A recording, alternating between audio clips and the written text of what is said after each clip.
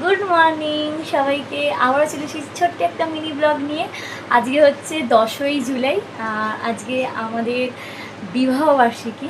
তো চলো আজকে দিনটা কেমনভাবে কাটাই সব তোমাদের সাথে শেয়ার করবো।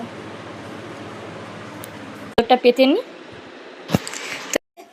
বিছানার চাদর পাতা হয়ে গেছে, বিছানা পুরো গোছানো কমপ্লিট। তো ঘরটর সবই গোছানো হয়ে গেছে, আর ঘর ফর ঝাড়পোছো হয়ে গেছে। তো এবারে আমি রাতে যে মাংস করব সেই মাংসটা ম্যারিনেট করে রাখবো। তো চলো, আর আজকে একটু অন্যরকমভাবে মাংসটা বানাবো, সেটাকে নিয়েই হবে। তো চলো, কে কে আসবে সেটাও দেখাবো। তো চলো মাংসটা কীভাবে ম্যারিনেট করছি তোমাদেরকে দেখাই।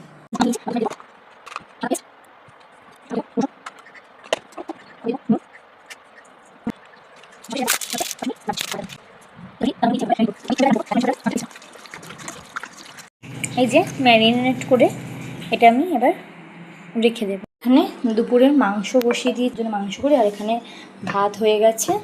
আর মাংসটা খাওয়া দাওয়ার পর এখানে বেলুন ফেলুন ফোলাতে শুরু করে দিয়েছে। আর আমাকে বেলুন ফুলিয়ে কে সাহায্য করছে, মানে বেলুন ফোলাতে কে সাহায্য করছে তোমাদেরকে দেখাই। যে এখানে আমাকে মাম্মাম হেল্প করছে বেলুন ফোলাতে, এই যে ফুলিয়েছে, আরও আমাকে বেলুন ফুলিয়ে দিচ্ছে। পুরোটা কমপ্লিট হলে তোমাদেরকে দেখাবো।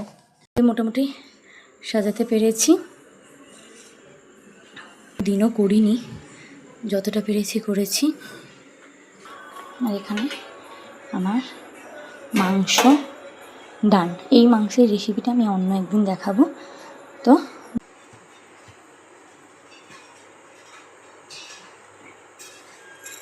পুরো প্রিন্সেস লাগছে আমার সোনাকে। এখানে আমিও রেডি হয়ে গেছিলাম, আমি একটা কট সেট পরেছিলাম, এটা বাবাই আমাকে গিফট করেছে।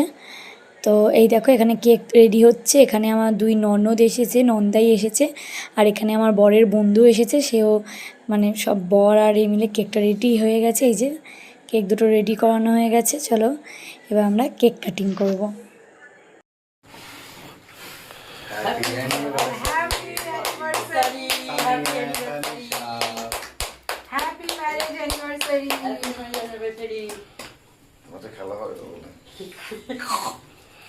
মানে এত কথা বলে না, এই যাওয়া চলে যাচ্ছি। ভালো চলছে, ভালো চলছে। এই আবার চলছি, আবার চলছি। বাবু একটু কাটো।